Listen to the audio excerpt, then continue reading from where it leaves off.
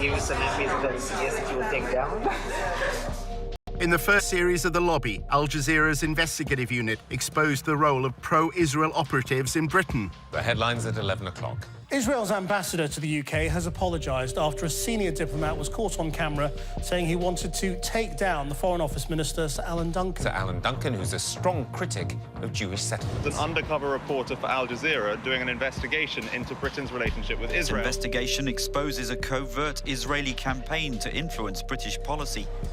The investigation led to the resignation of Shai Massot, a senior political officer at the Israeli embassy. Mr. Massot is also heard describing the Foreign Secretary Boris Johnson as an idiot. The diplomat in question no longer seems to be a functionary of the embassy in London. And so whatever he may exactly have been doing here, his cover can be said to have been well and truly blown. At the same time, Al Jazeera had been running a second undercover operation. Some of our reporters' covert filming was included in the first series of The Lobby. His identity became known. Tony had spent 5 months inside the pro-Israel lobby in the United States. He'd impressed colleagues with his understanding of the Middle East. You have the resourcefulness and the depth, to sort of think strategically about this, whereas most people aren't able to do that. A prominent Jewish online magazine described Tony as the perfect gentleman who became one of the town's best-liked Zionist activists. You did amazing work here. The guys don't stop talking about you. They still talk about you. Tony threw elaborate parties, and apparently anyone interested in telling a story about sinister Israeli influence in America's capital couldn't have asked for a better guest list.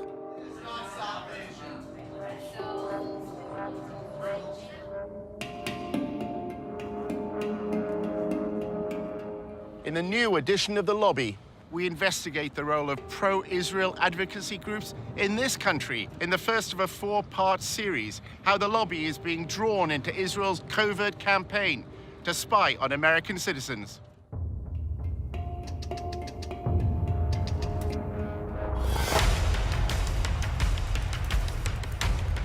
Using an undercover reporter, Al Jazeera's investigative unit infiltrates one of the most powerful lobbies in the world. Getting $38 billion in security aid to Israel matters, which is what AIPAC just did. We examine how the lobby, led by AIPAC, the American Israel Public Affairs Committee, has secured unwavering support in Congress. Congressmen don't do anything unless you pressure them. And the only way to do that is with money. What the lobby is all about is to make sure that Israel gets special treatment from the United States forever. But after occupying Palestinian lands for half a century, the pro-Israel lobby is facing a new challenge. We called for a full boycott of Israel, divesting from it, and eventually imposing sanctions on it to achieve UN-stipulated rights of the Palestinian people. A movement to boycott, divest, and impose sanctions on Israel, BDS, was formed on American campuses. Seems to be achieving its goals, threatens future American support for Israel. We believe in justice for all people. So that means the occupation has to end. Israel's Ministry of Strategic Affairs responded with a covert operation to defeat BDS. אתה צריך לעשות את זה עם הרבה מאוד עמימות. זה לא גוף צבאי היררכי שאם הרגנו את X, אז כל הגוף מתחתיו לא פועל. So the Israeli government leverages Jewish organizations in the diaspora. Absolutely. It's a psychological campaign involving spying and smears. You discredit the messenger as a way of discrediting the message. Just stay on message. And what is that message? BDS is a hate movement. While our reporter monitored pro-Israel groups, he was asked to go undercover for the lobby. You're going into enemy territory. It's not for everybody.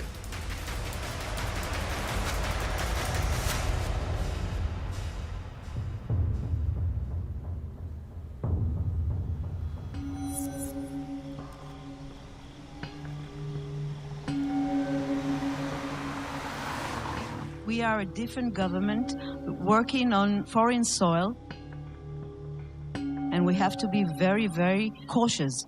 We have 3 different sub-campaigns which are very, very sensitive.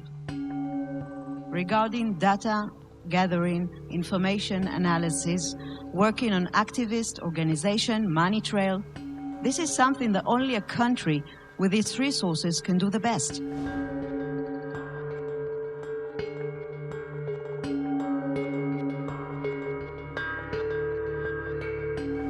But if we want to win, we have to change our ways.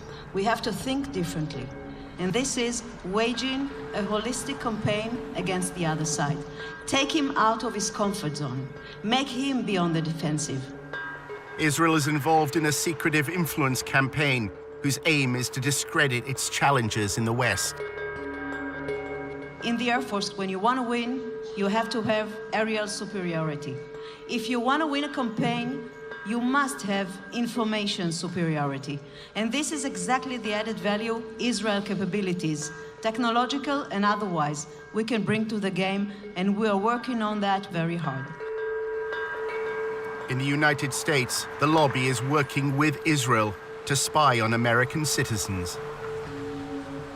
We're giving them data. For example, one day, Sima's deputy is sending me a photo, just a photo in WhatsApp. It's written, boycott Israel on a billboard.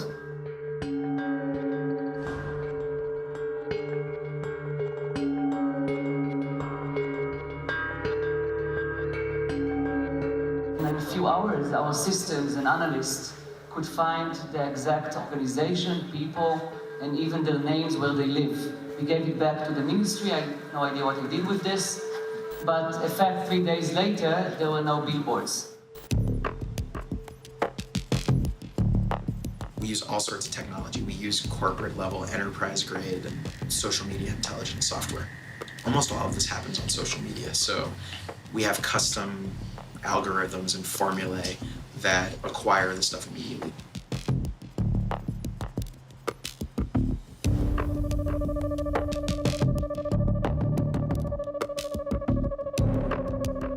In terms of like information sharing, we did add the Ministry of Strategic Affairs to our operations and intelligence brief, which kind of goes back to how do we get information about what's going on in American college campuses.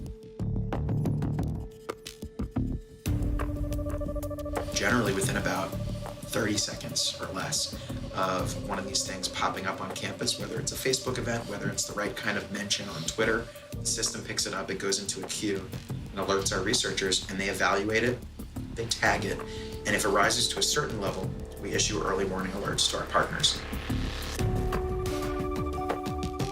They operate through subterfuge, and they walk a very thin line between the legal and illegal in what they do in order to gather information and to smear their opponents and ultimately destroy them.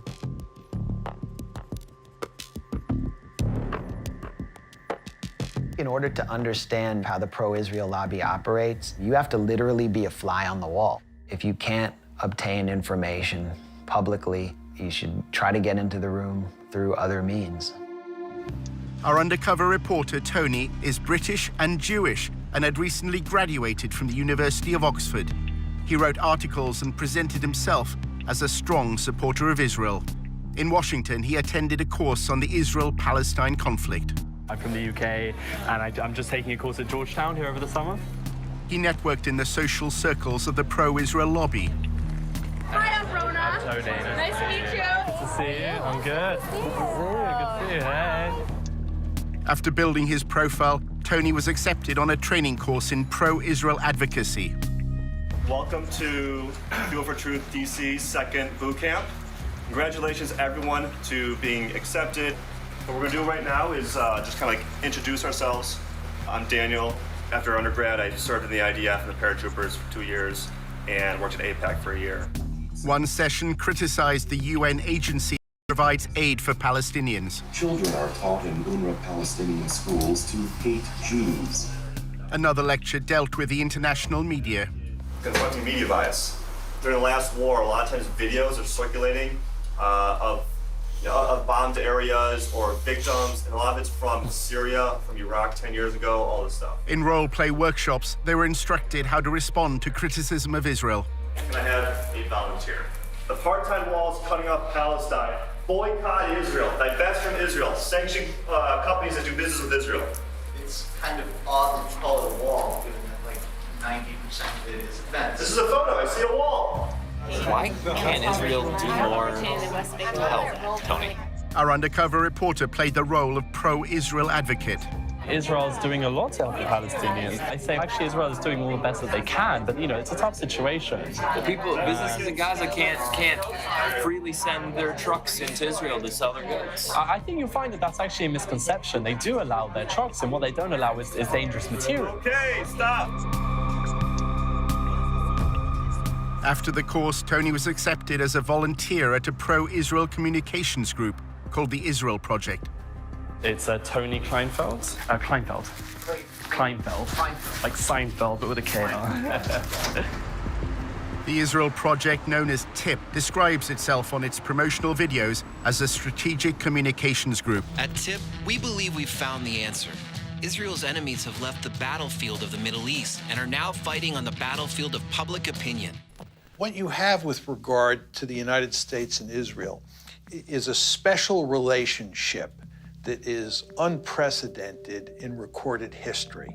Not simply that the United States gives Israel a tremendous amount of economic aid and diplomatic protection, it gives that aid and protection no matter what, right? It's not conditional. And the Israel Project will go to enormous lengths to achieve that end.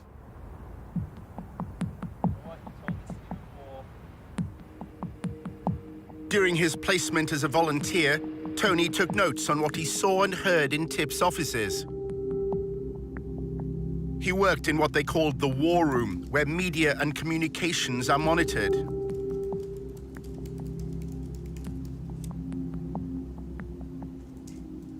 Staff described having contacts at numerous media organizations. Their primary means of influence is by forging friendships with reporters.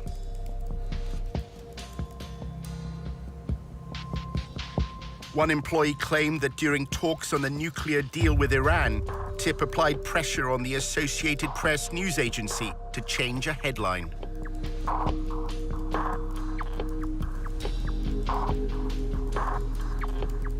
Tony read the Israel Project's annual report, which described TIP's mission as building an echo chamber for pro-Israel information. That means using the media to amplify and repeat TIP's messages, as well as what the report describes as neutralizing undesired narratives. Tony saw one document which claimed that the echo chamber was within their grasp. Weeks before he started, Tony discussed with a senior manager how TIP deals with the media. Things that you do loudly. A lot of them are things you do behind the scenes.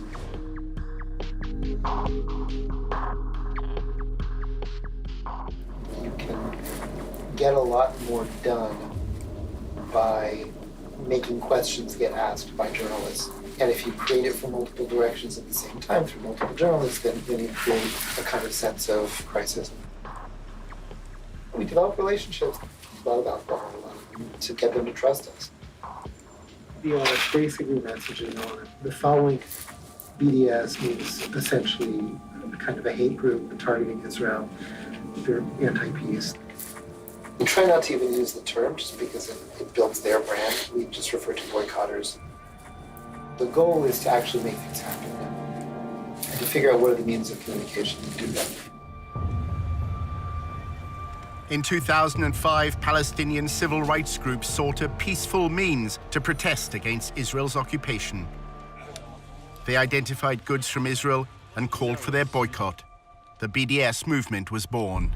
BDS adopted a nonviolent strategy because we think it is morally consistent and very effective against an enemy that is extremely powerful militarily. We called for boycotting Israel, divesting from it, and eventually imposing sanctions on it, as was done against apartheid South Africa, to achieve basic Palestinian rights under international law. Free Palestine! Long live! Over the past decade, BDS has grown around the world. By campaigning for Palestinian civil rights in land controlled by Israel, BDS believes it has exposed a deficiency in the moral defense of the Jewish state. BDS is saying that what Israel has to do is treat the Palestinians in its midst the same way it treats Israeli Jews.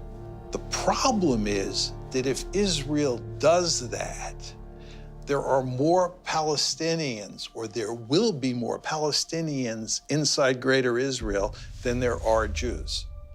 And that means that if you had a system where everybody was treated equally and there was one person and one vote, that you would no longer have a Jewish state. The secretive Ministry of Strategic Affairs, based in the Prime Minister's office in Jerusalem, was given a mission: establish a covert campaign to defeat the BDS movement. אנחנו אחראים על המאבק בתופעה, ובמסגרת זו יש לנו 4 רגליים: התראה, הרתעה, התקפה והסברה. אז אני אגיד לך שכשאם אתה רוצה לנצח בניהול מערכה, אתה צריך לעשות את זה עם הרבה מאוד עמימות.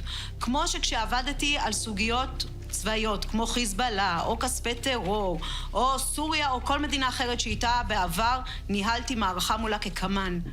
לא הלכנו ואמרנו לצד השני מה אנחנו מתכוונים לעשות. השארנו אותו בעמימות.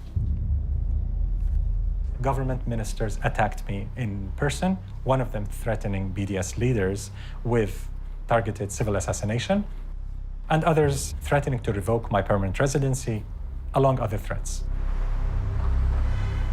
לא מעטים מבין מנהיגי ה-BDS מקיימים קשרים, קשרים כספיים, קשרים ארגוניים, קשרים אחרים, עם גורמים עוינים למדינת ישראל.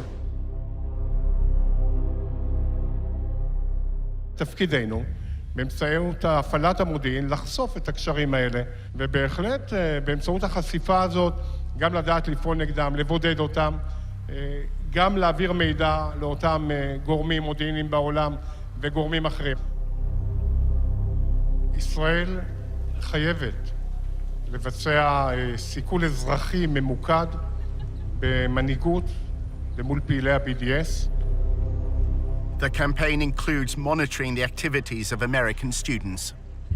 אנחנו עכשיו למשל נמצאים בתהליך שלם של ליצור תמונה כוללת על הקמפוסים. אם אתה רוצה לנצח תופעה, אתה צריך לדעת להיות עליה בעליונות במידע וידע.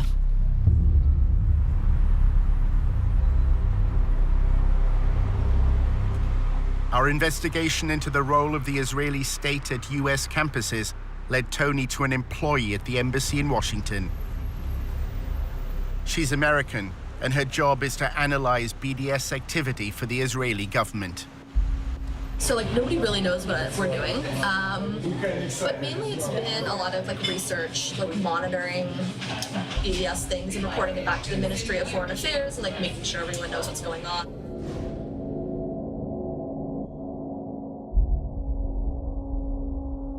They need a lot of research done and stuff like that. When they talk about it in Knesset, usually I've contributed to what the background information is. I'm not going to campuses. It's more about connecting organizations and I guess campuses and providing resources and strategy if students need it. Is the Israeli embassy trying to leverage faculty? Yeah. We're working with several faculty advocacy groups that kind of train faculty, so we're helping them a little bit with funding, connections, bringing them to speak, having them speak to diplomats and people in the MFA that need this information. So I kind of want to be that resource to show students we appreciate what you're doing, we see what you're doing. Here's some information if you need anything at all. We can connect you, just kind of be that person there for you. Julia was president of the pro-Israel group at Davis, which is part of the University of California. Davis began as a center for agricultural studies, and its students are known as Aggies. I came to UC Davis, which had a reputation of being a really pro-Israel. Now it's the top 5 most anti-Israel schools in the U.S. Why is that? Because of everything that happened in the last few years. It was just particularly bad. And there's a huge Muslim population in Sacramento, which is right next to Davis. The growing support for the BDS movement in Davis and the lobby's response to it is part of a narrative that's unfolding across America's campuses. Students for Justice in Palestine, or SJP, brought a divestment motion before the Student Senate. I was very, very nervous. The entire room was filled. I think we had about 600 students and people from the community coming in to witness this vote. I am here today because, quite frankly, I am ashamed. I am ashamed of my university for supporting apartheid genocide of my people in Palestine. I ended the speech with something along the lines of being on the right side of history and for the university to end its unethical ties with these corporations who were doing brutal things to Palestinians. We knew they were going to win because our entire student senate was all pro-BDS, and they ran for that purpose and won for that purpose, and we've been pushed out of student government for months. Good evening. My name is Julia Rivkin, and I'm the president of Aggies for Israel. Students streamed the hearing online. The pro-Israel group also filmed it with another purpose in mind. Their videos would play a key part in the story that was to unfold in the days ahead. I was waiting to see what she would say. I was waiting for a blow to come my way, and that blow sure came. We have been ignored and disrespected year after year, but we have never been silenced. We are a beacon of peace and inclusion on a campus plagued by anti-Semitism. The talking points were that the resolution was anti-Semitic, that it was divisive. If it's divisive in the fact that you either support human rights or you don't, then so be it. The intolerance that spawned this resolution is the same kind of intolerance that has spawned anti-Semitic movements throughout history.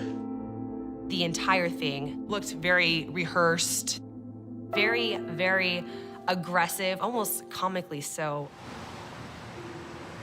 Julia and her pro-Israel allies had already decided that they didn't want a debate. At 4 a.m. the night before, me and my team were like, "You're gonna lead the walkout," and I was like, "Okay." And they're like, "We're gonna film it just for our own purposes." I was like, "Totally cool." So when everything was happening, we went into it knowing we were going to lose. So our strategy was how to ultimately win while losing the vote. This is our victory. And we who are victorious need not legitimize the words spoken in this empty hearing. So if you are here tonight in opposition to this resolution, I invite you now to stand up. Really, stand up. And join me in walking out of this room. That was a wowing moment. To have them just stand up, everyone just kind of was like, what's going on? It was very shocking. As they were leaving, it was just a very big rush of relief to not have that tension, those bad vibes in the room. And so we started cheering, actually, and it was a great moment. You're standing in the back, it looks like some seats have opened up. But the passing of the BDS motion proved to be just the beginning of a bigger story. In part 2, how the lobby worked to undermine the student decision. Those swastikas, who did them? We don't even know.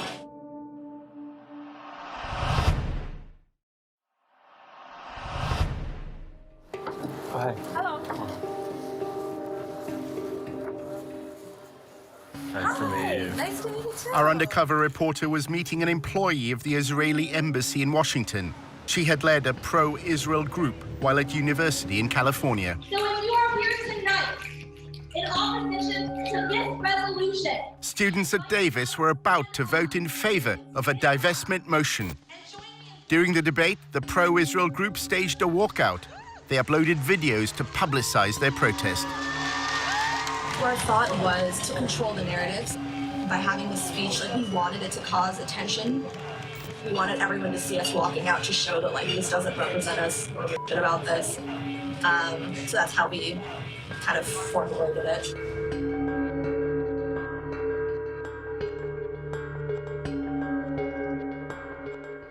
That day, all of us released 50 op-eds in major news sources so that when people made a hashtag and a whole thing trending, so when people opened their Facebooks, it wouldn't be them celebrating their victory, it would be us sharing our stories. Once it blew up, then random people, the Huffington Post contacted me and was like, "Do you have anything to say?" And I was like, "Conveniently, I wrote an op-ed 2 weeks ago just in case."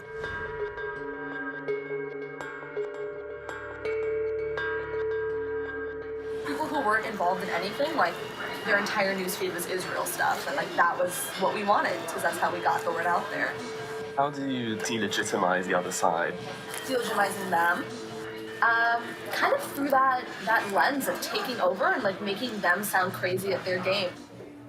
The student senator who's Muslim made a Facebook status saying like Israel will fall, like Sharia law is taking over Davis, like we love Hamas, like that kind of status. So that happened. We had been called terrorists and told that we were Hamas sympathizers, that we want to bring Sharia law to campus and things like that. Hi everyone, my name is Azka Fayaz. I'm a second-year political science major. Azka Fayaz was a committed BDS activist and claims that pro-Israel students repeatedly tried to link her to political violence. They just came up to me and said, "You're a terrorist. Are you a terrorist? You're gonna bring, terrorism to the student government," and things of that nature. And vote smart. I know her. It was ironic. She was directly making a joke of that. When I saw it, though, given the climate at the time, I did grow concerned. People who were involved, they were like, hey, there's actually a lot of negative postings on social media. They're sharing your picture and the cover photo with your caption. It's turning really ugly. That caption was reposted and retweeted over and over and over again. I knew that something big was sort of going to happen. Pro-Israel students were taunted by pro-Hamas students after an anti-Israel vote passed on campus. Listen and watch.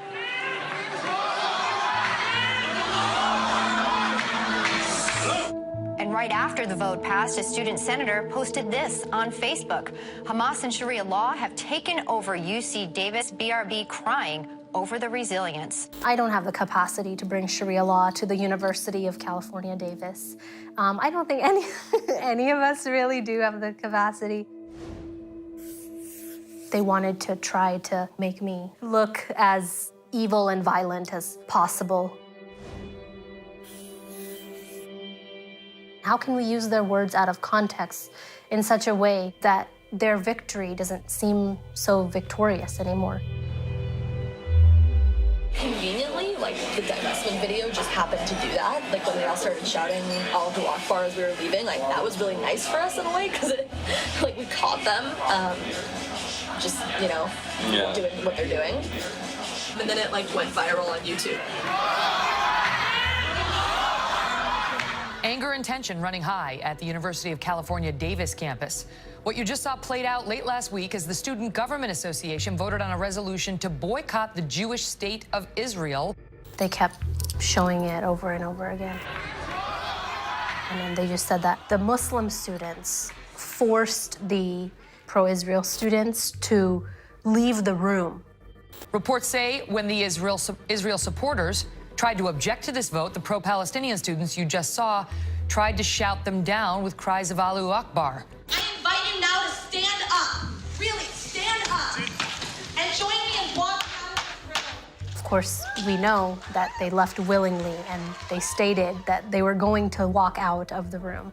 It's incredible to hear Allahu Akbar shouted in the middle of this university. And what does that represent, Megan? The subjugation of women, the torture of homosexuals, the torture of Christians, the crucifixion of Christians. That's what it has come to represent, and that's what they're shouting. The pro-BDS activists at UC Davis then faced another crisis. 2 days after a resolution passed, unfortunately, someone defamed the Jewish frat house and had painted swastikas all over it. Outrageous, just not acceptable behavior at all. What was upsetting to us, however, was they had the media there right away. Disturbing discovery for a UC Davis student. Jewish students found swastikas painted on their fraternity house in Davis. These swastikas were discovered that morning, and around 10 a.m., my best guess, and I believe the news media were there by 11. Pro-Israel students say they feared recent events would lead to this. This week has been sort of a bad week to be Jewish on campus. After years of heated meetings, a student body passed a resolution Thursday urging UC Davis to end any affiliation with companies that support Israel. So this is not out of the blue. We're pretty sure this is directly related. Who were they finger pointing at but us? Us who were still on this high of finally getting this resolution passed, still in high spirits, just crushed us. Roseanne Barr tweeted, all the Jews should leave Davis and the rest of the school should be nuked. It was a crazy time. A general flooding of Islamophobia by the media. And I was dealing with like news outlets and media, and it was like the day after there was some swastikas on campus, and it was like it all blew up and became a full-time job. Those swastikas, like who did them? We don't even know. I think it's just some like random like white supremacist type people who just came, did it, and left. We don't think it was students. That's pretty surprising because it was very clear from their behavior towards us and their attitudes towards us that we had done some heinous crime to them and that we deserved to pay for it.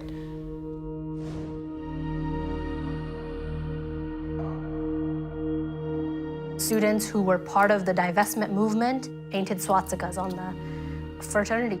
That's what she was hinting at. That's what she was trying to imply. Why would we act against our interests and do that at a moment when we were, I guess, victorious? The fact that it was just so quickly tossed onto us as those who had done this, it was damaging. It was hugely damaging.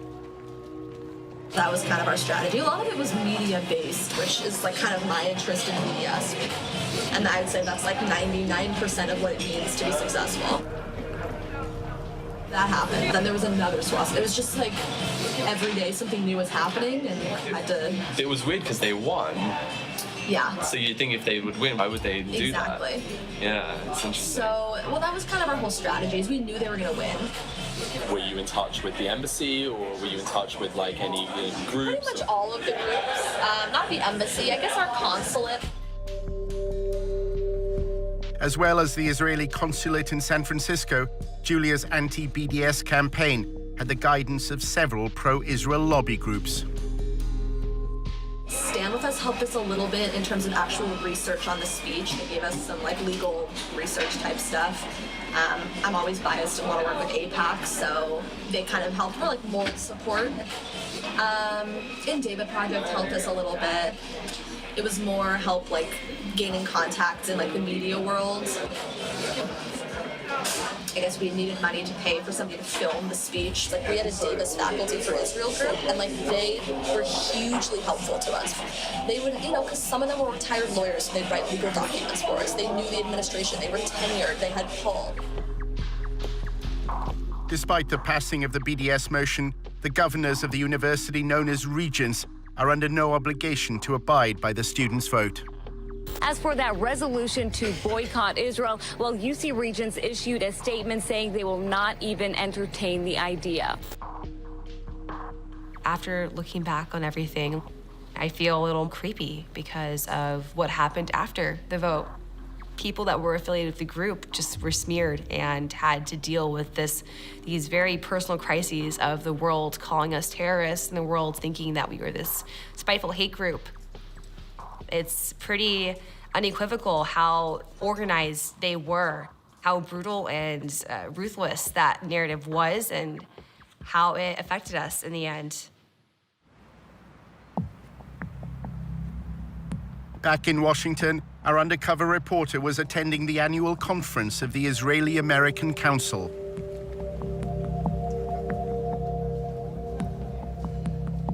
The IAC's role is to connect American Jews to Israel. This year, combating BDS was top of the agenda. I think we need to worry. The polling isn't good. And all of you probably know it. If you look at the polls, the younger you get on the demographic scales, the lower support for Israel is.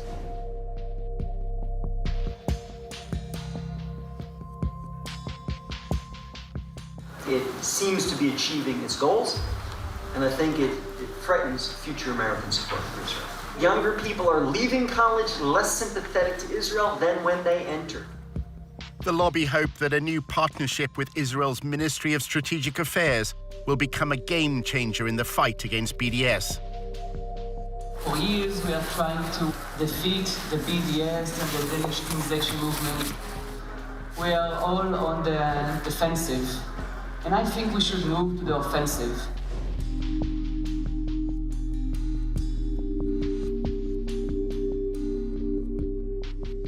Using especially cyber and internet tools to try and defeat this ugly movement. I'm really honored to present my partners here, Brigadier General Sima Vakandil, the Director General of the Ministry of Strategic Affairs. Sima, please.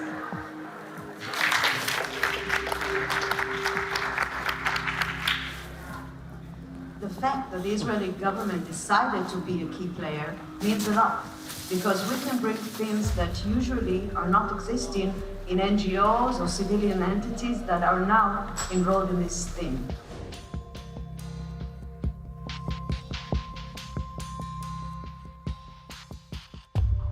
The Israeli government can look at the bigger picture and actually create this coordination and cooperation. We are the only player inside the pro-Israeli network who can actually say that he's filling the gaps. The Israeli official described to members of the lobby the first phase of the covert war. Ambiguity is part of our guidelines. That's why I'm not going to say anything too much about each one of the legs. The first one is intel, intelligence, or data, or information. What we've done is mapped and analyzed the whole phenomena globally, not just the United States, not just campuses, but campuses and intersectionality and labor unions and churches. We started to establish a project called Israel Cyber Shield.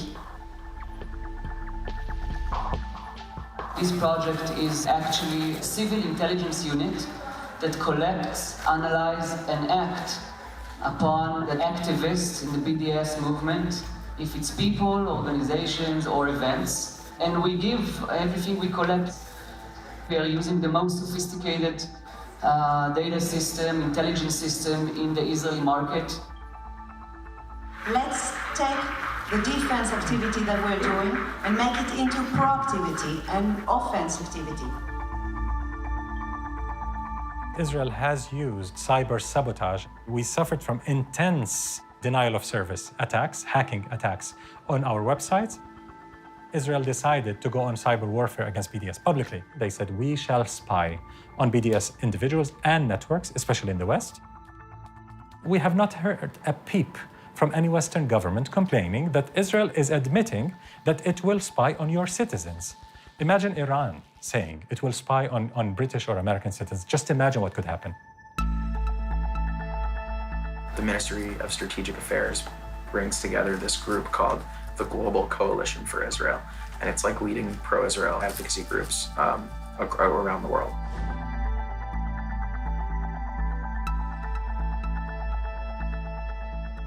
My view and the view of Israel's Ministry of Strategic Affairs, which we coordinate with sometimes, we communicate with sometimes, is like Europe is lost and it's basically over. And like they're turning a lot of attention now to the US because they feel we're on your path.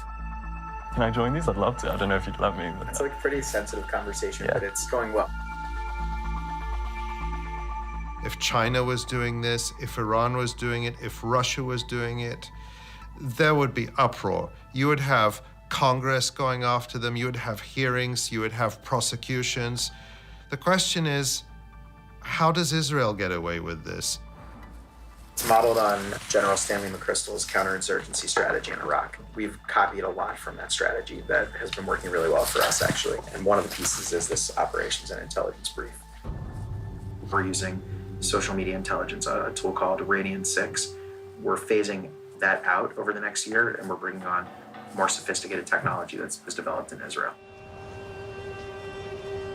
An American should not be spied on by a foreign government that is able to access all this information and possibly undermine their ability to exercise their democratic rights in this country. So we're not dealing with amateurs. This is not an amateur work. We're dealing with a government that have a ministry at a ministerial level engaged in the systematic targeting of activists outside of its sovereign borders. The only way it's going to stop is if somebody in the government points out this is illegal and we're not going to tolerate it. And if we do tolerate it, other countries are going to do it as well. There's a company called Census, S-E-N-S-U-S. It's like very pricey though, We had to raise like hundreds of thousands of dollars just for it. It's gonna increase our discovery rate. We're discovering just about everything we need. It's also going to bring new sources online that we weren't able to access in an automated fashion, like message boards. And we have ways to crawl message boards right now and to monitor them, but it's like disconnected from the event and activity discovery mechanism, so that we want that system to be all integrated. So we just signed the contract yesterday for them to start that work. They actually already started it. Good friends in Israel that are helping us with that. That since the United States has this special relationship with Israel and gives it so much largesse and protects it diplomatically at every turn and gives this assistance unconditionally, that the Israelis would do less spying here than other countries do. But on the contrary, what we see is that the Israelis are probably at the top of the list when it comes to foreign countries spying inside the United States.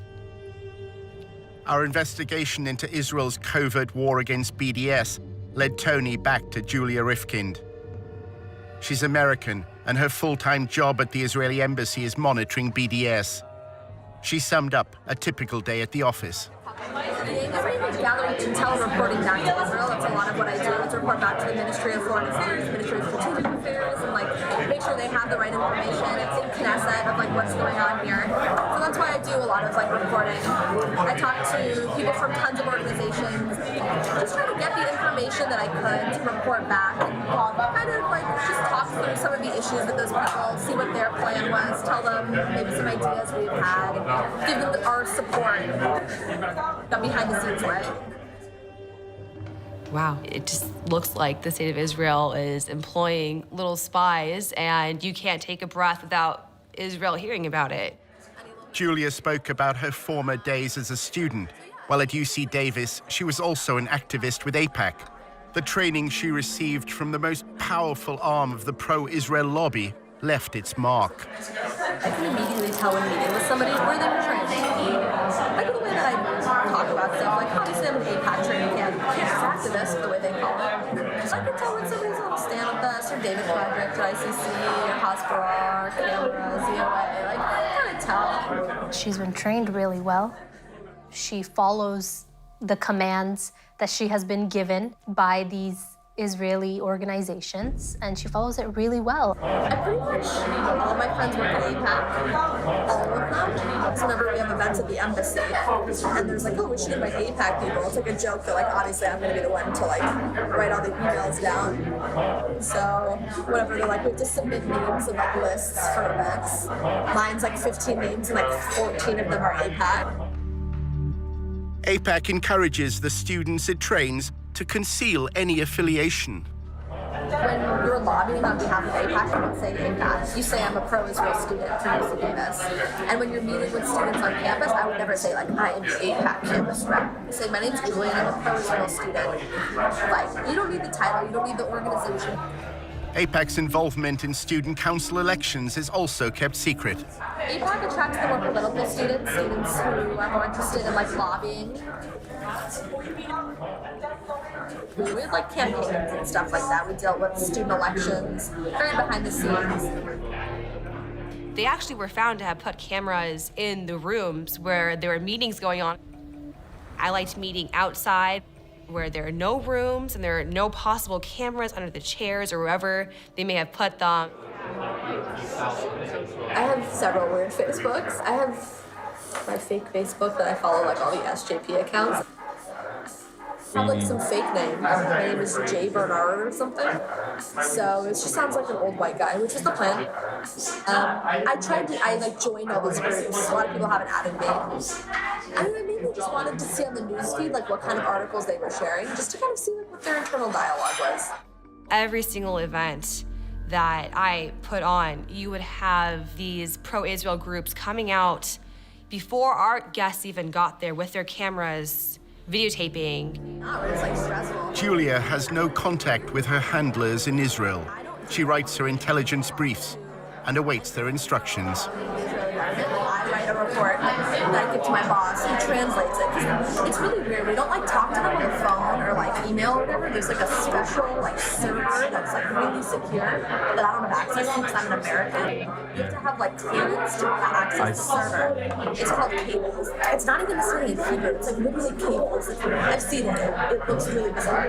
So I write reports that my boss translates into the cables and sends them, and then they'll send something back, and he'll translate it and tell me what I need to do. If she believes it's spying on activists to suppress a free speech movement, then, you know, peace be to her. And I hope she feels good sleeping at night being on that side of things. We're a group of student activists advocating for Palestinian human rights. And to think that we're so upsetting and threatening to a state is pretty awe-striking to me. Creepy, but also, I guess, makes me more proud of the work I did. It's nice kind of seeing what they're talking about. What do they say? They don't talk about like our side at all, which is disappointing because it would be like nice to do the drama. But it's mainly them sharing their like videos, their like AJ Plus videos on Al Jazeera. What do you think about Al Jazeera?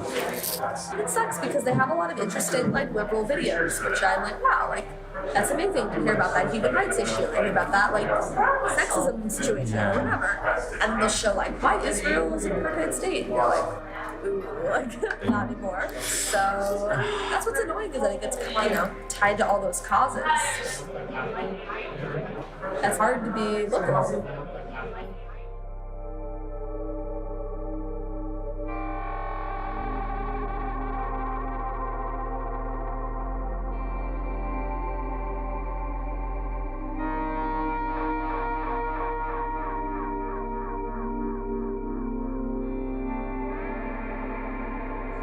You represent that government. Yeah, I can't say anything negative about Bibi or like the government because I technically work for them. Not directly. I'm just a normal American.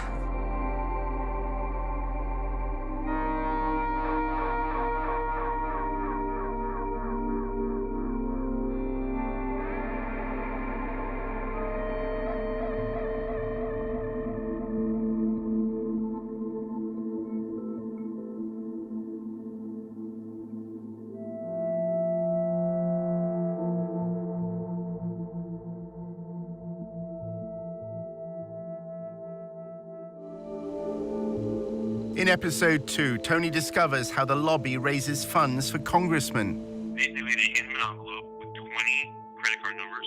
For all the legal reasons, it's just people pool their money. Handing over $250,000.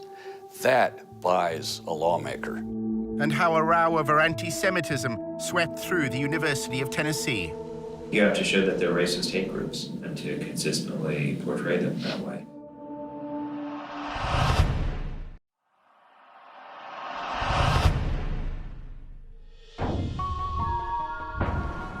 Previously on the Lobby USA, spying on American students, a worker at the Israeli embassy describes her remit to our undercover reporter.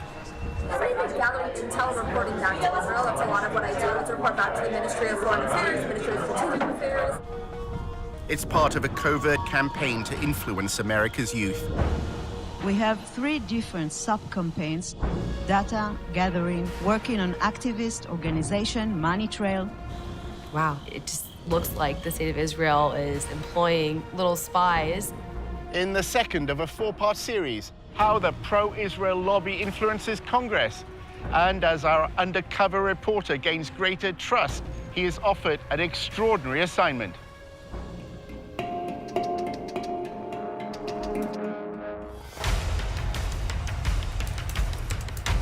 Using an undercover reporter, Al Jazeera's investigative unit infiltrates one of the most powerful lobbies in the world.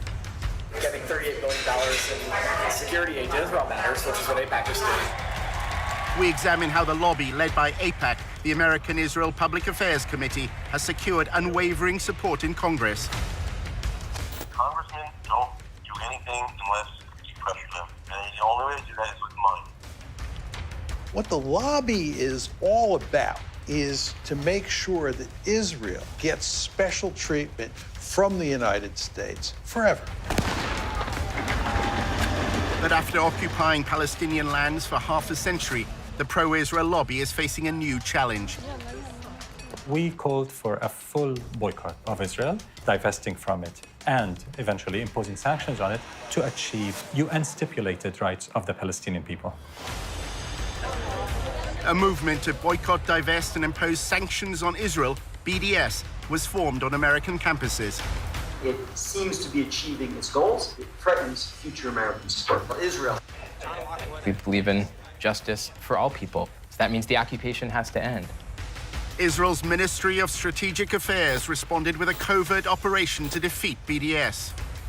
אתה צריך לעשות את זה עם הרבה מאוד עמימות. זה לא גוף צבאי היררכי שאם הרגנו את X, אז כל הגוף מתחתיו לא פועל. So the Israeli government leverages Jewish organizations in the diaspora. Absolutely. It's a psychological campaign involving spying and smears. You discredit the messenger as a way of discrediting the message. Just stay on message. And what is that message? BDS is a hate movement. While our reporter monitored pro-Israel groups, he was asked to go undercover for the lobby.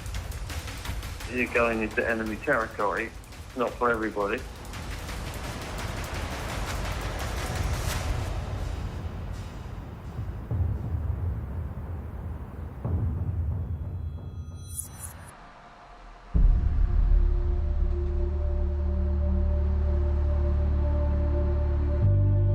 In Washington, Tony often socialized with younger members of the pro-Israel lobby. Here, the discussions are focused on influencing elites. Recent graduates appear to no longer care about debates they had at university. We try and go through student government and pass bills. I mean, you know, looking back on it now, it's all it's total crap. BDS in general, obviously. But also, it's just, I don't know, it doesn't do anything. I mean, fighting back against it has no practical effect. What has a practical effect is getting Congress to give Israel military aid.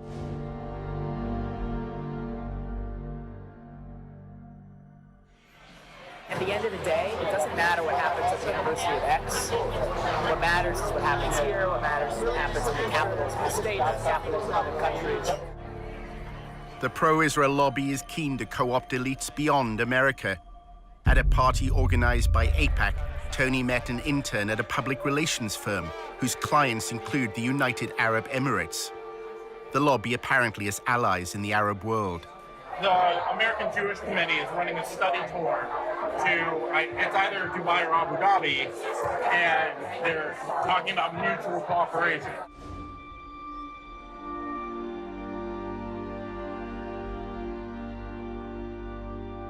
What are the ties like between the UAE and Israel? They're getting so much better. Nobody knows. The governments have to coordinate on security. It's all under the table. They're on trade, security, tech, medicine. There's a lot of cooperation. Basically, where I see it standing right now is the GCC has all this under the table cooperation with Israel, and it's getting to the point where it's getting to the surface. Does the UAE have a stake in BDS? They do run all the time the argument of Palestinian suffering and occupation. They do kind of toe that line, but that's because they have to save face in the Arab League. They're literally just trying to cover their bases. Are they actually helping out BDS in any way? They benefit from Israeli tech, so they're not going to boycott them. Why would they? Tony's boss at the Israel Project used to work at AIPAC, where debate about Israel's actions or Palestinian rights were rarely prominent. Does the war of ideas matter? I don't know. I know that getting $38 billion in security aid to Israel matters, which is what AIPAC just did. It's what I'm proud to have been a part of for so long.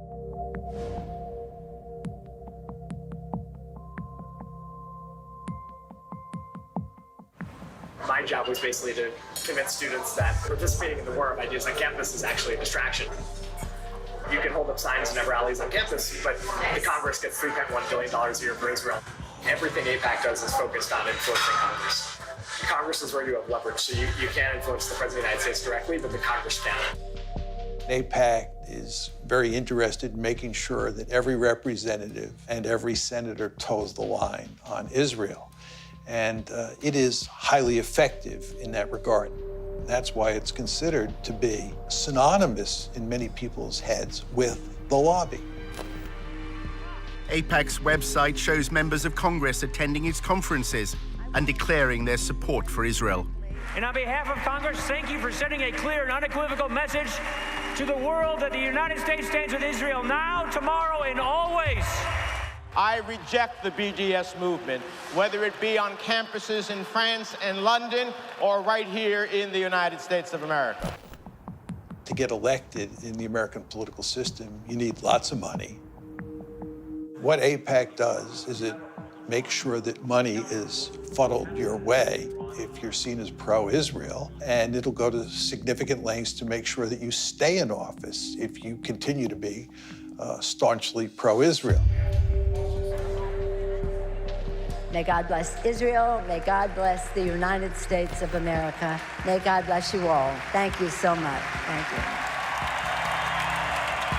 They have questionnaires. Anybody running for Congress is expected to fill out a questionnaire. And they evaluate the depth of your commitment to Israel on the basis of that questionnaire. Then you have an interview with local people. If you get AIPAC support, then more often than not, you're going to win. Jim Moran is a Democrat who represented a congressional district in Northern Virginia. You realize it's not just the money, it's the number of concerned activists. They'll send out postcards, they'll make phone calls, they'll organize. I mean, that's the democratic process. They understand the democratic process. We made sure that there were people in every single congressional district. And then you'd call them up and say, I'm calling from AIPAC in Washington. I did these calls. We hear that you're good friends with Congressman so-and-so. Oh my God, yes. We've been friends since elementary school. Well, what does he think about Israel? I never talked to him about Israel. Well, can I come down and talk to you and help you figure out a way to talk to him about Israel? No, just tell me. What should I say? I don't have to, I'll just tell him. Our undercover reporter wanted to learn more about how funding is secured for congressmen. Speaking of the devil. David Oakes, a prominent pro-Israel advocate, invited Tony to a fundraising event. Oakes later called him to discuss the details. Is it just a social event? No, hold on. I'm going to email you a list of the people that this group supports. This is the biggest ad hoc political group, and definitely the wealthiest in D.C. Hold on. Mark Kirk, the senator from Illinois. Ted Deutsch from Florida. Barbara Comstock, she's the congressman from Virginia. Richard Byrd from North Carolina. Kelly Ayotte, she's fantastic. She's in the Arms Committee. They'll walk in the room and they'll say, everything here is off the record. And then they'll say, here's a little bit about me, and then people will ask very specific questions. The fundraiser was being held in a wealthy suburb of Washington. The AIPAC group, it makes a difference. It really, really does. It's the best bang for your buck, and the networking is phenomenal. Congressmen and senators don't do anything unless you pressure them. They kick the can down the road unless you pressure them. And the only way to do that is with money. Right now, our current contribution limit from any person to a candidate is $2,700. Now, that's a lot of money, you know, and that can certainly buy us some gratitude with the lawmaker.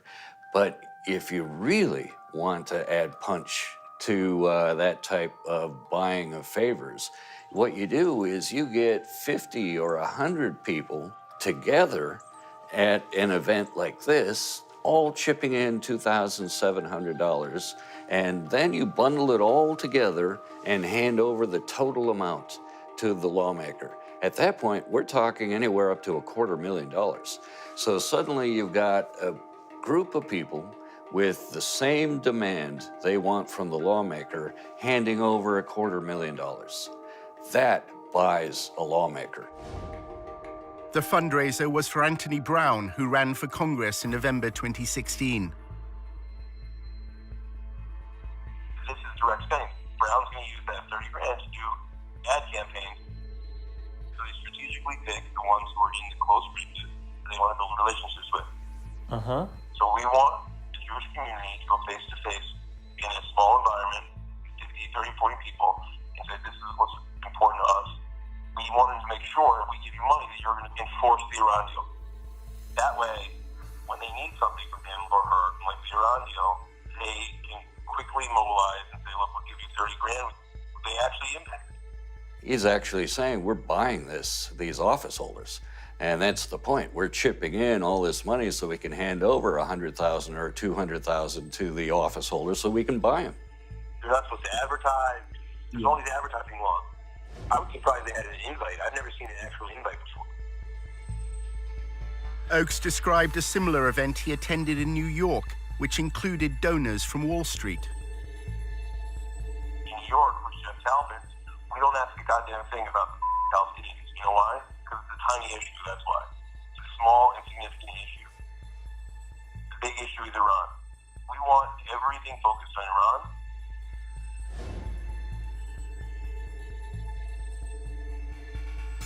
What happens is Jeff meets with the congressman in the back room, tells them exactly what his goals are. And by the way, Jeff Talpin is worth $250 million. Basically, they hand him an envelope with 20 credit cards and say, you can swipe each of these credit cards for $1,000 each. There is a disclosure law that is designed to highlight whether there may be potential money laundering going on in events like this. And that is if the funds are earmarked. And that means the organization has to disclose who showed up at that event and how much each individual chipped in and what they handed over to the lawmaker. What's the name of the group that puts this on? It doesn't have a name. There's no name. It's an ad hoc political group. For all the legal reasons, people pool their money. What this specific group is doing to try to avoid that disclosure requirement, it isn't taking money and then putting it in its own account and then handing it over to the office holder. It's just collecting credit card information and then turning that over directly to the candidate.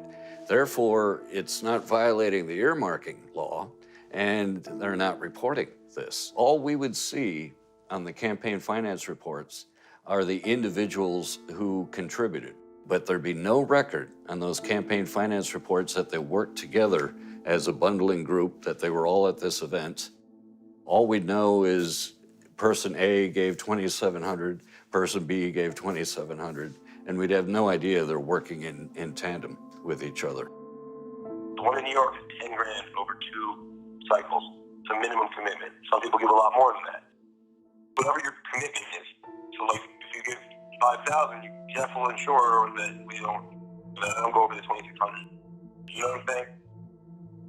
If one is at a meeting where person A wants to give 5,000, another person has only $100 to give, and that person gave $2,500 to the other person at that meeting as a gift, and they both therefore gave a total of 5,000, 5,100, would that be illegal?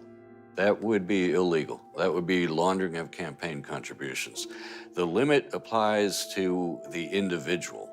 And so each individual is subject to that $2,700 limit. And if any individual goes over that limit, they are violating the contribution limit. They cannot legally do that by laundering money through other individuals.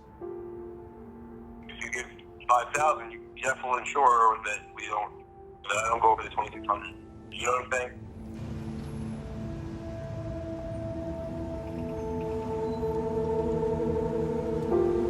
During a cab journey across Washington, Tony's boss at the Israel Project, Eric, spoke about his former job as a fundraiser for Jeb Bush. I was one of the first employees on the Bush campaign. The first time Trump came up in a conversation was we were going to solicit him for Jeb. And we're like, why isn't he writing a check? We would joke, like, this is the donor who went nuts. Eric shares his concerns about Jeb Bush's campaign. I hope the Justice Department doesn't make an example out of Bush, because we were operating in a real gray zone. And we raised enough money, we figured, let them come at us, we'll defend ourselves. We thought he's going to be the Republican nominee, everyone did at that stage. A relatively small number of families supply hundreds of millions of dollars annually to lobby politicians. The 200 families whose giving constitutes 90% of all political giving are not giving because they want a government contract or because it's good for their business. They're doing it because they actually care. In my view, it's obscene how much money there is. One of the most effective uses of the lobby's funds occurs when Congress is on its break. Every year, they fly hundreds of members of Congress to Israel for these extended travel junkets that are really lavish. They're first-rate vacations. They'll rack up $20,000 or more for a vacation for a member of Congress. The member can bring along their spouse, and they have a great time.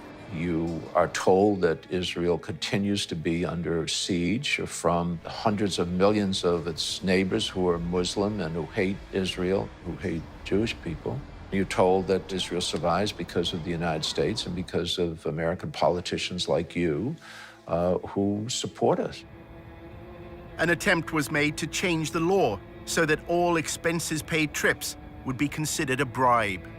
I drafted legislation to try to reform the whole profession of lobbying to get rid of free travel and gifts from lobbyists. The Honest Leadership and Open Government Act of 2007 significantly enhanced the travel restrictions that if you're an organization that employs a lobbyist, you can only provide a one-day trip for a member of Congress. Then AIPAC exerted its influence.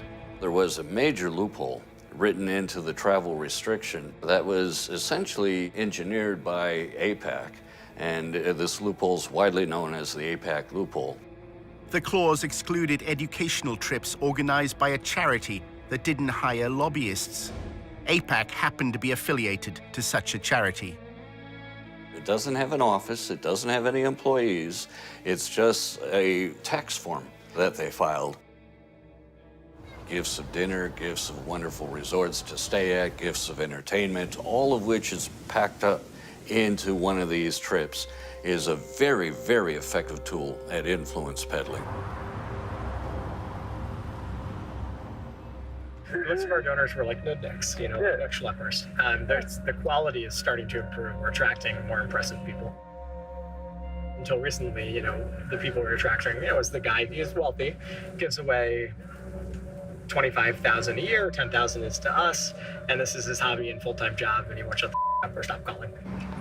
We're finally starting to expand into the class of donors that AIPAC has, which is like the more elite, easier to work with, smart, strategic, writing big checks kind of money. It takes just as much time to get a $10,000 check from someone as it does getting $500,000. The money raised by AIPAC doesn't just fund congressmen who support their goals. If you wander off the reservation and you become critical of Israel, you not only will not get money, AIPAC will go to great lengths to find somebody to run against you and support that person very generously. And the end result is you're likely to lose your seat in Congress. They threaten. They immediately threaten. Even if they know that AIPAC can't defeat them, AIPAC can make their lives more difficult.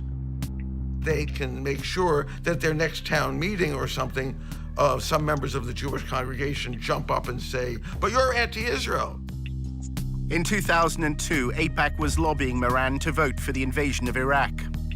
The executive director of AIPAC said that his most important accomplishment was securing the authorization for the use of U.S. military force in Iraq.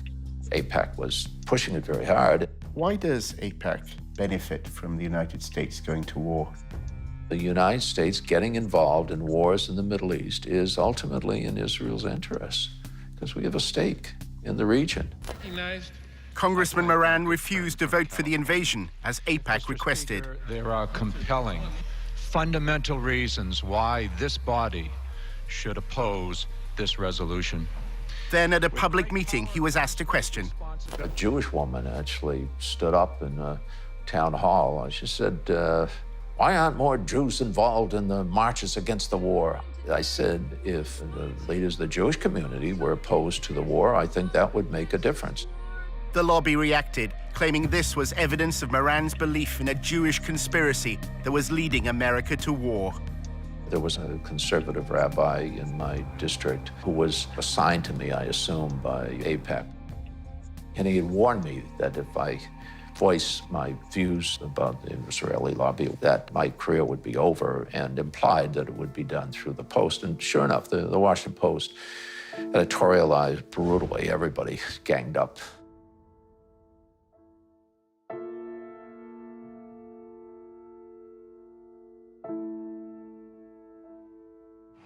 So what are the main outlets that TIP work with?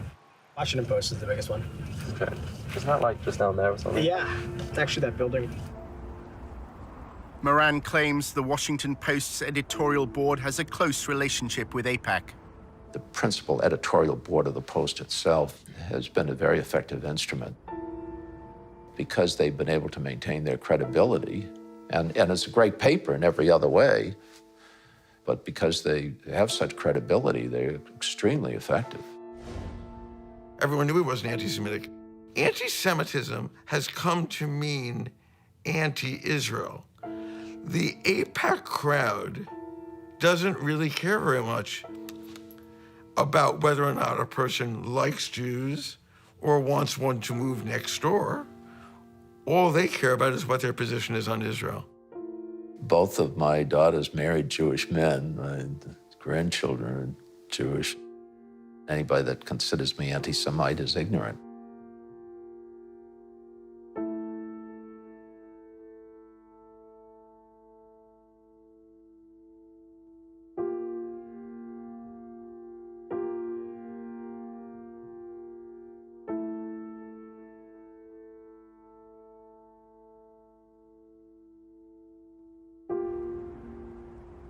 In part two, a battle over the definition of anti-Semitism on America's campuses. There are those who claim, oh yeah, we're trying to stop anti-Semitism, but what they're actually trying to do is stop advocacy for Palestinian human rights.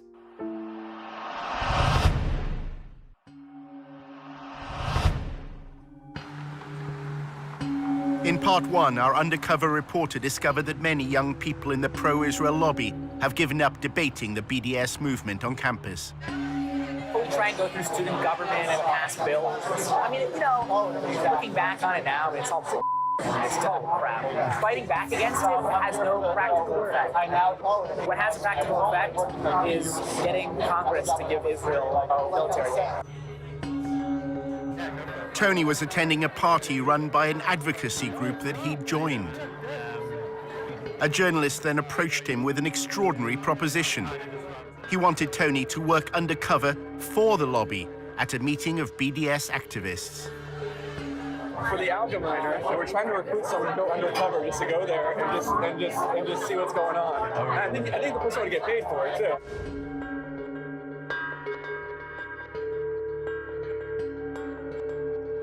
Yeah. Just sign up, do that profile, just kind of like see what's going on. Higher up, they sent me an email today that like, you know anyone who could do this. For some reason, he popped into my head.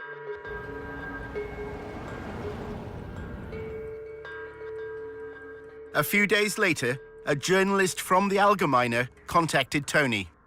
It would be undercover and has to be kept pretty quiet. We would like to have some recording device on your person. Any level of potential danger or, difficulty, violence or verbal assault, none of that concerns you or puts you off? No, because I think I'm pretty good at just being kind of zen in the face of verbal assaults. The Allgemeiner claims to be the fastest-growing Jewish newspaper in America. It pays particular attention to events on college campuses. We're working on a project now about ranking U.S. universities and colleges in terms of their anti-Semitic and anti-Israel activity. We have a campus bureau that monitors this sort of behavior and these incidents and these campaigns all day long, all week long. The Allgemeine often reports that anti-Semitism exists amongst pro-Palestinian student groups. The language that comes from those arenas move into that sphere of the new anti-Semitism, which is anti-Israelism. And that's a big focus at the Campus Bureau, looking at the blurring of those lines and where those boundaries have eroded. As journalists, right, exposure is the goal, exposing truth. In August 2016, a story in the Allgemeine caused waves in Washington's pro-Israel circles. The thing that I'm working on, you might have seen the news recently about a cesspool of anti-Semitism at the University of Tennessee.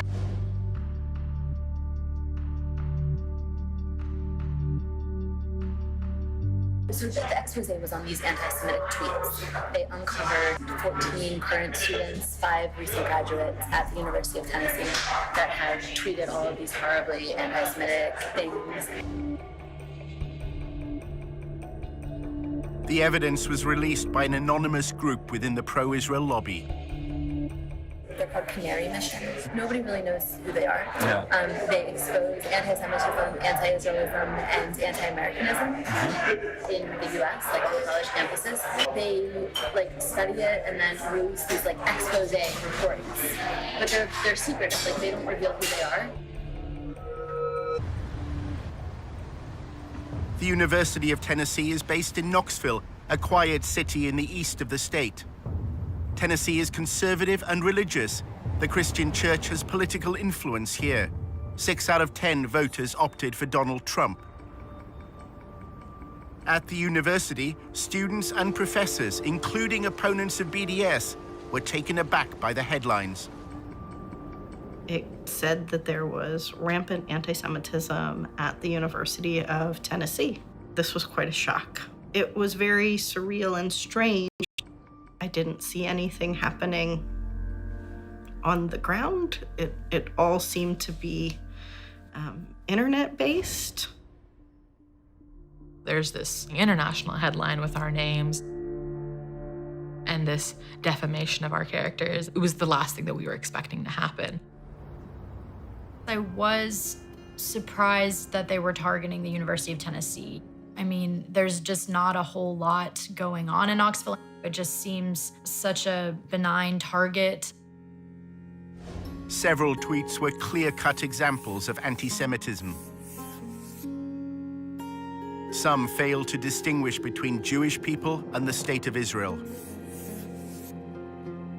Others made vile references to the horrors of the Holocaust. There were definitely some very anti-Semitic things said, but it seemed to be by a limited number of students. Those tweets are horrible, and that should not be supported by anybody. One of the students, there were tweets from when they were 14, 15, and 16 years old. People do and say stupid things. Students who were campaigning for Palestinian equal rights were immediately suspicious, believing the Allgemeine had another motive in running the headline. The way that I saw that article was that to discredit some of the work that we were doing, they threw in these people who are a part of the Muslim community or a part of the Arab community around Knoxville, and things that they had said, things that they had done. They were very old, a lot of times before people had gotten to college. I think this is just old stuff that's being dug up for lack of any other material. I was really horrified that you had essentially this blacklist of students. The list included Summer Awad, a Palestinian American. She was accused of supporting terrorism after sharing a Facebook post. In that image, I mean, all it is showing different tools of Palestinian resistance. One of them's BDS, one of them's stones, and the one that they circled happens to be the knife. They obviously have much bigger weapons than the Palestinians can even imagine having, but they're just able to frame this image of violence and to frame this image of defending themselves. Shortly after being named by Canary Mission, posters and flyers linked BDS supporters to Hamas. There was a list of most of the names of the students that were mentioned in the Canary mission. All I kept seeing were flyers all over the place. Like, they'll put it on cars, they'll put it on side tables in the student centers and stuff like that. That kind of scared me, to think that there are actually people physically on campus posting these things. Back in Washington, Aviva is drafting a letter to the University of Tennessee on behalf of the Brandeis Center. They want the university to take a stand. We're telling them that basically they need to issue a stronger statement. They need to investigate the students that were involved. They need to offer education and training. In addition to drawing attention to those responsible for anti-Semitic tweets, their orchestrated release served another purpose. It's part of a wider campaign by the pro-Israel lobby. The problem right now, I think, on universities is that administrations don't realize that anti-Israel statements or anti-Zionist statements often are also anti-Semitic. To find out what anti-Semitism means for the lobby, Tony visits Aviva's boss at the Brandeis Center for Human Rights in Washington. Despite its name, it's a pro-Israel lobby group. Hi. It's great to finally meet you. Really good to meet you. Kenneth Marcus is involved in the lobby's attempt to redefine anti-Semitism in a way that could include criticism of the state of Israel. Right now, the challenge is that there are people who say, you know what, anti-Israel politics have nothing to do with anti-Semitism. Well, you've got to show that they're not the same, but they're not entirely different either.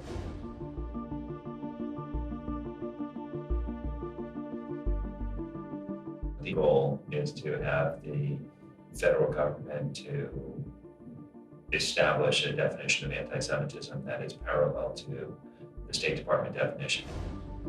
The US State Department defines anti-Semitism using a three-point test known as the 3 Ds. It includes statements that demonize Israel, those that apply double standards, or those that delegitimize the state. There have been attempts by some to try to define anti-Semitism in such a way that conflates actual anti-Semitism with completely legitimate criticism of Israel or Israeli government policies. They are overly broad and vague to the point where any kind of criticism of Israel or of Israeli government policies can be labeled as anti-Semitic. One of the major tactics that the lobby uses to defend Israel, and it's done this for a long period of time, but it's using it more and more these days, is to identify people who criticize Israel as an anti-Semite. The letter that Aviva was sending called for the University of Tennessee, Knoxville to address a long-standing problem of anti-Semitism on campus. The Brandeis Center is urging American universities to adopt a definition of anti-Semitism that could include criticism of Israel. We are trying to get universities to adopt a uniform definition, whether it's the State Department's definition or a similar version of it, because then we think that the administrators will be able to understand anti-Semitism better and discipline students for hateful and discriminatory actions. The Brandeis Center also wanted the university to screen what they described as a path-breaking film called Unmasked Judeophobia. It was made by a member of staff at the university and featured Kenneth Marcus. It is now socially acceptable to say lots of different things that were not acceptable in the past. Anti-Israelism and anti-Semitism is one example. It tries to make the claim that Muslims have adopted Nazi-like anti-Semitism and are going to essentially lead the next Holocaust on the Jews. The film positions anti-Semitism at the heart of the BDS movement. It was not sponsored by the chancellor, but it was held at the law school, and Ken Marcus did attend.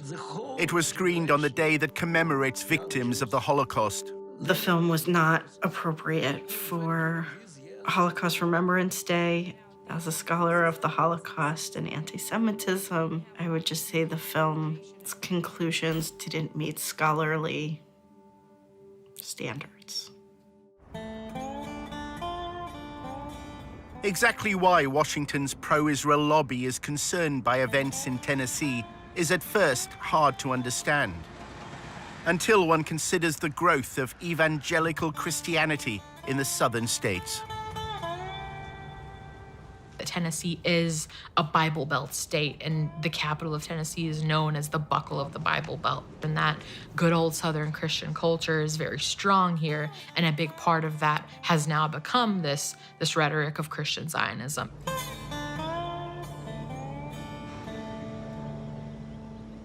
Satan hates Israel and the Jews because Israel's restoration initiated the last days of Bible prophecy. Christian Zionists believe that for the end of times to come, for Christ to return, it's necessary for Israel to control all of what was historically considered to be Israeli territory. Based on prophecy, Jesus Christ could never have returned for the church to resurrect the dead in Christ until Jerusalem was first in the hands of Israel and the capital of Israel. Christian Zionists and Christian organizations that lobby on behalf of the Israeli government, a lot of them have a theology which I think is in many ways anti-Semitic. The Jews have to leave the West. It says in your Bible, God will bring them back to Israel from the West. It instrumentalizes Jews in such a way that their goal is that all Jews around the world will leave where they live and move to Israel, because in their theology, that is what will lead to the coming of the Messiah again, and then all the Jews will convert or will all be killed. Leaders of the Christian Zionist lobby threw their weight behind the Trump election campaign. I have been asked 101 times plus, why do you think Donald Trump won? And I have an immediate answer: because he was the only one that was blessing Israel. The evangelicals flooded the voting booths this time like at no time in our history. And a lot of the laws that are being enacted in those states that are pro-Israel, anti-BDS, are coming about in part because there is so much sympathy for Israel in that community, which has a lot of political power. Senate Joint Resolution 170, bipartisan resolution to condemn boycott, disinvestment, sanctions movement, and increasing incidents of anti-Semitism.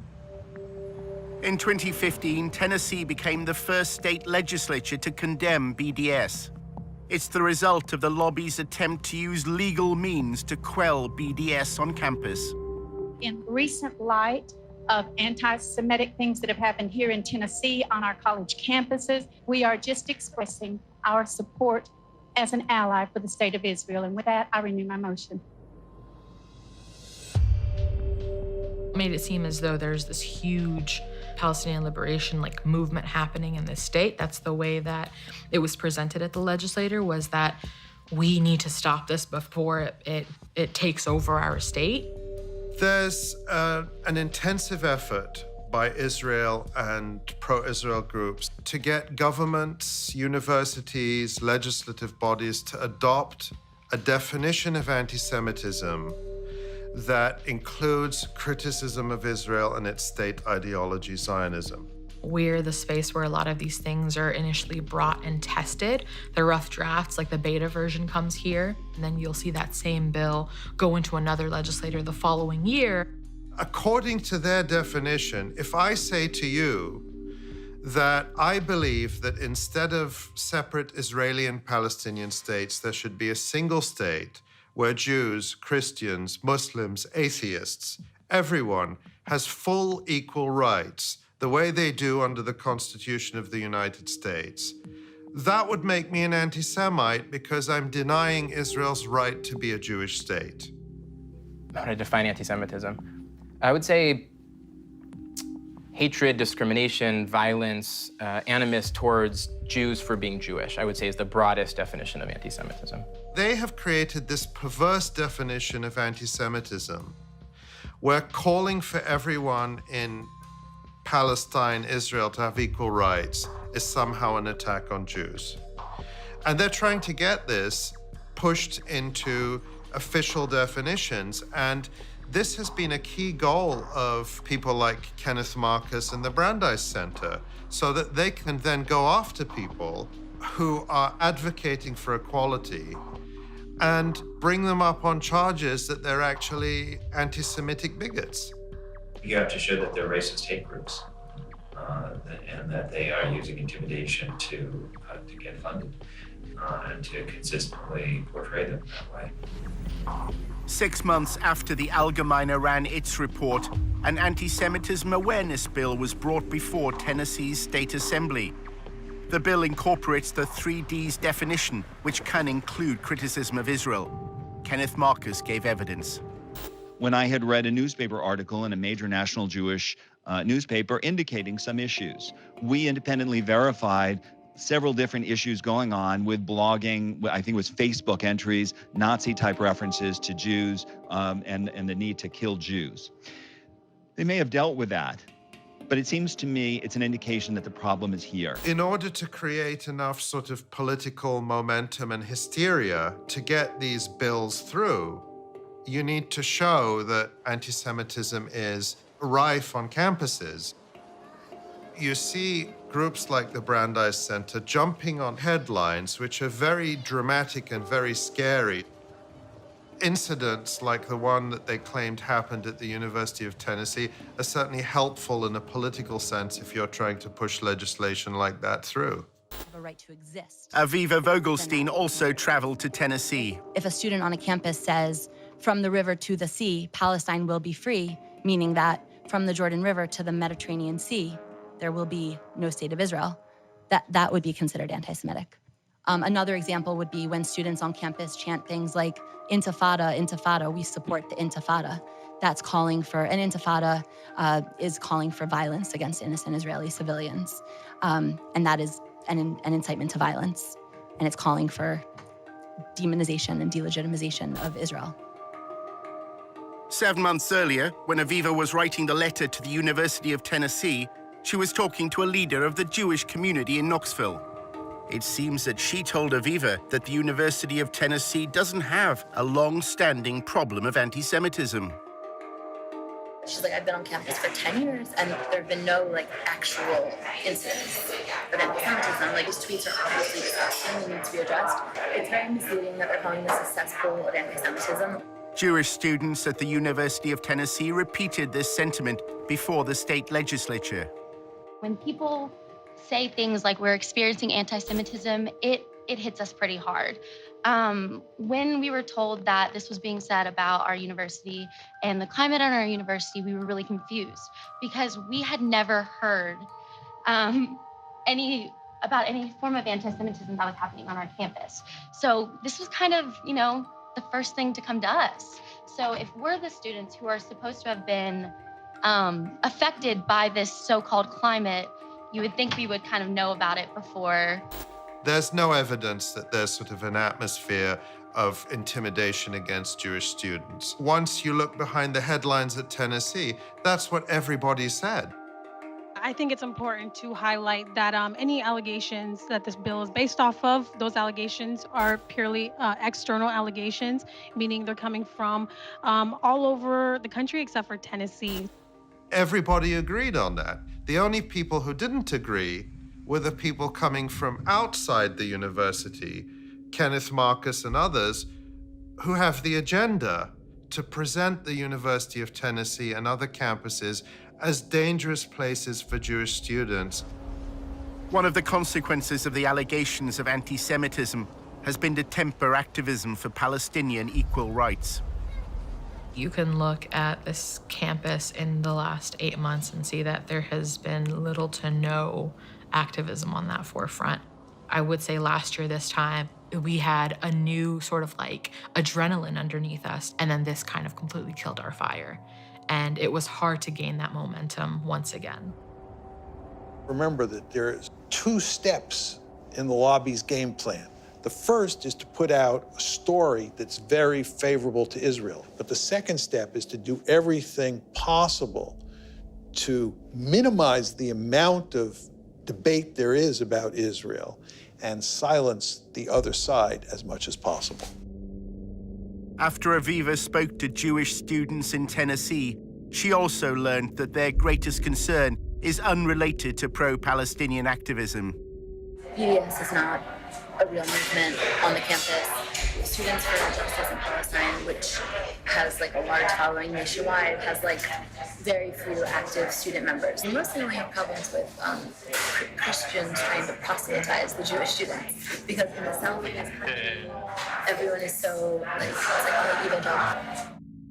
I find it incredibly troubling that at a time when we see a rise in real broad daylight anti-Semitism in the United States, there are those who claim, oh yeah, we're trying to stop anti-Semitism, but what they're actually trying to do is stop advocacy for Palestinian human rights. A short time later, the Allgemeine contacted Tony once more to discuss his proposed mission to work undercover at a BDS event. The editor explained what they wanted. One of the projects that we've been looking to do for quite a while is to try and infiltrate some of these groups, get undercover and discover what they're about from the inside. You explain the war, it's a hostile environment and there's some risk involved. The goal would really be to uncover any evidence of not just bias, but real bigotry, the correlation between the BDS movement and hatred of Jews. Tony is given a list of persons of interest. They're all on the Canary Mission website. Go to canarymission.org. Have you heard of Canary Mission? A little bit. Could you tell me about it? People who hate it, the people who are being targeted by it, call it a blacklist. You have names here that show up on this database.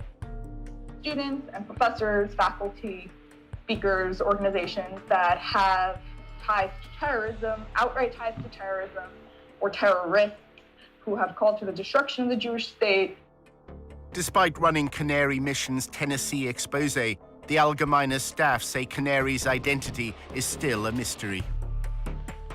It's an anonymous site. Nobody has any idea who's actually running this thing, and people have tried and looked into it. If you're on board in terms of concept, then I guess the next thing we just need to figure out is the money. Can we wait for a follow-up email from you? Does that make sense? Yeah, sure. I should get that to you within the next 24 hours.